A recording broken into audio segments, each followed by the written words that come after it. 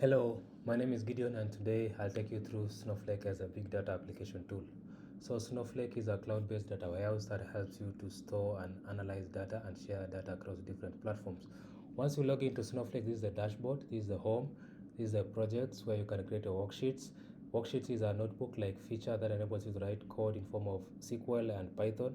Here is the data where you can add your data, you can do migration, the option of AI and machine learning as well. So let's jump in quickly and set up our database. Let's call this the New York database.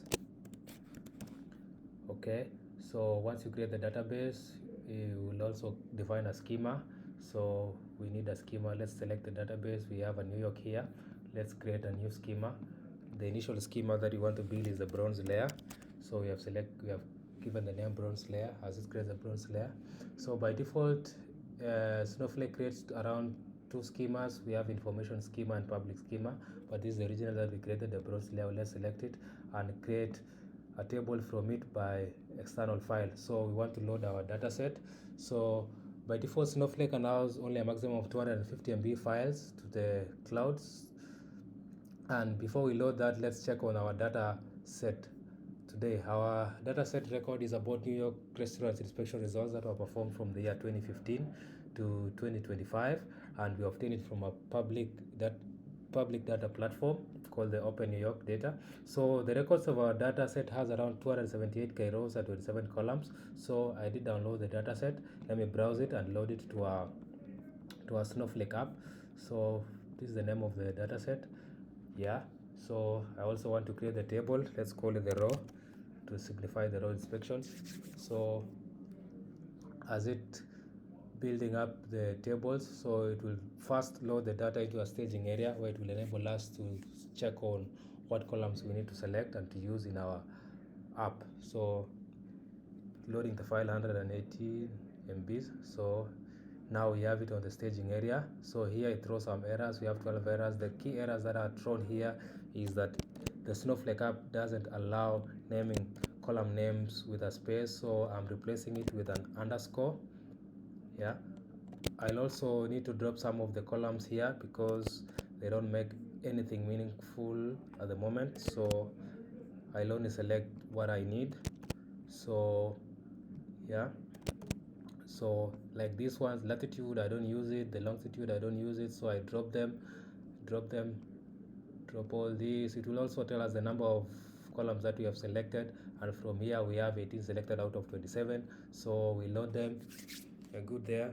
As it processing, it will now tell us the number of rows that has loaded to the data warehouse. So we have 278 rows, 278,210 rows, and fully loaded to our data platform. Let's check on the query the data to see if we can get that is the true number of the rows. Let's eliminate these limits here. Yeah, and let's run the query.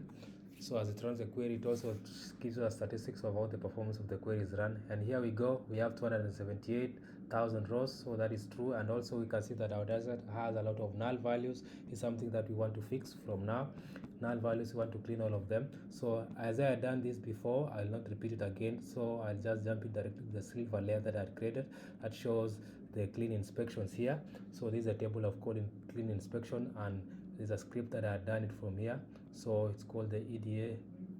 So when I run this clean inspection, it should be able to tell us the number of cleaned rows that has remained after cleaning our data set. So initially we had 278,000, but now we have 126, and you can see there is no null values here. The data looks very clean. So when you click here, it tells you that's 100% filled, that no records is empty, 100% filled, inspection date 100% filled. This is another query also that was checking the null values to make sure that our data set is clean. So let's run it. Here I was checking the null IDs 0, null scores we have a 0, a non-borrow 0, null violation zeros. Yeah, so this is what was created for cleaning the data set. So the data is now fully clean, and we now move to the golden layer that I had created initially. From here I'll only talk about highlights of the tables that I created. Here I had borrow stats, that is the statistics of the borrow, so we can check the definition of the table. we have the script of creating the table, then we have the data preview. Here I was creating each borrow and selecting the number of inspections that were done in a given year from 2020 to 2025, and I was giving each grade percentage of the violations that it had initially. So, and then we also have restaurant performance. This is the performance of each and every restaurant within the borrow. So you can say restaurant here within had depending of inspection that were done. The inspection was from the count of 3, and it also calculate the critical violation it had and the current grade it is given. So lastly, let's talk about the visualizations, and here I have a dashboard that I created visualization from Snowflake. Snowflake has a feature that enables you to create all these charts. You can see it from here. Very interesting. We have grade distribution by borrow, we have inspection score over time, and we have also a height map of the critical violations. So this is a bar chart, this is a line chart. So I will jump in quickly to show you how this can be built directly from a query. When you click on the code versions, it shows you the code that were written. We select borrow and grade and the count number of records, then you group it by borrow. Then when this is run, it will show you the records, and here is the chart. So yeah, that is a great thing that you can have with Snowflake. So you can have all of them as a dashboard. So the key takeaway here is that the Snowflake is a very powerful app. It enables you to build, analyze, build your data in form of different layers, and also create visualization from it. Yeah, so that's all for today. Thank you.